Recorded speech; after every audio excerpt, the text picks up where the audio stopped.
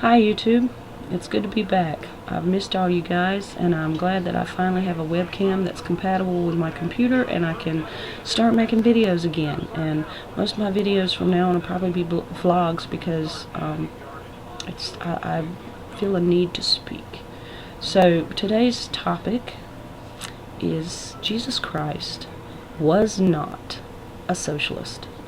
A lot of people, I've seen YouTube videos, I've seen people on the news, I've seen politicians, I've seen teachers, professors talk about how Jesus was a socialist, and so that makes socialism just right what Jesus would want us to do. Well, I'm here to refute that. A lot of what they get, a lot of the idea for that comes from what we know as the Sermon on the Mount, the Beatitudes. And that can be found in Matthew chapter 5. And I'll just read, I'm not going to read much of it, but I will read the preamble, the Beatitudes, and a little bit more further in the chapter real quick. Blessed are the poor in spirit, for theirs is the kingdom of heaven. Blessed are those who mourn, for they will be comforted. Blessed are the meek, for they shall inherit the earth. Blessed are those who hunger and thirst for righteousness, for they will be filled. Blessed are the merciful, for they will be shown mercy. Blessed are the pure in heart, for they will see God. Blessed are the peacemakers, for they will be called the children of God.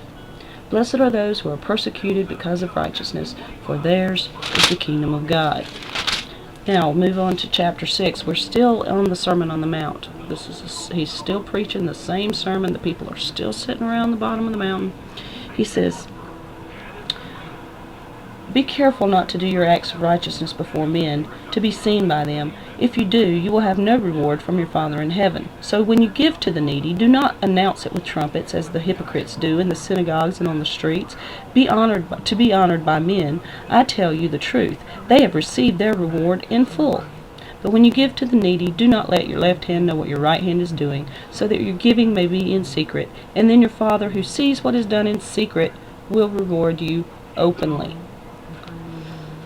It also says in chapter 5, verse 38, I can't see real well. You have heard that it was said, eye for an eye, tooth for a tooth. But I tell you, do not resist an evil person. If someone strikes you on the right cheek, turn to him also the other. If someone wants to sue you and take your tunic, let him have your cloak as well. If someone forces you to go 1 mile, go with him 2 miles. Give to the one who asks you. Do not turn away from those who want to borrow from you. Now, that does sound in a way socialist. I mean, he's saying you need to share the wealth. And the early disciples, they lived together in a communal style and they shared everything. They did. That is true. The reason Jesus Christ is not a socialist is because if he had been, when he finished the Sermon on the Mount, he would have come down off the mount. He would have appointed people to start an army. He would have put together an army. He would have stormed Rome. He would have taken over the government, and he would have implemented these rules that I just read to you. That's what he would have done if he was a socialist, because a socialist believes that the government is supposed to do those things. Jesus said, no, the government is not supposed to do those things. You are supposed to do those things. If you see somebody down the street and you know somebody who her husband just died and she's got 4 kids and she doesn't know what she's going to do, you go to the store and you buy her some groceries and you bring them to her house. If the lady across the street doesn't have a way to get to the doctor's office, then you go and you drive her to the doctor's office. You help the people around you in your community. When you know about somebody that's hurting, then you go and you do something about it. That is what Jesus was saying. Never once did he say, what you need to do is take your money and give it to the government and then let the government decide who needs what and just pass it out to them. Now, the reason Jesus didn't say this is very important and is fundamental in understanding that Jesus was not a socialist. People give when there is a need. Americans give more than any other people in the world.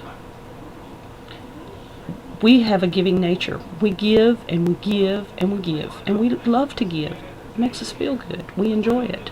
Some people would argue that's an argument that there is never any true altruism, but I don't believe that either.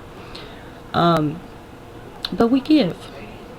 And for the government to take that away from us and say, no, you don't know how to give. You really don't. I mean, the government can do such a better job than you can of giving. So you give us the money that you were going to give to the lady down the street or the people whose house burnt down or whoever, and you give it to us. And we'll decide who needs the money and where it should go and what it should do. That is socialism. And Jesus Christ never, ever, ever, ever taught that. Now that's just my take on it.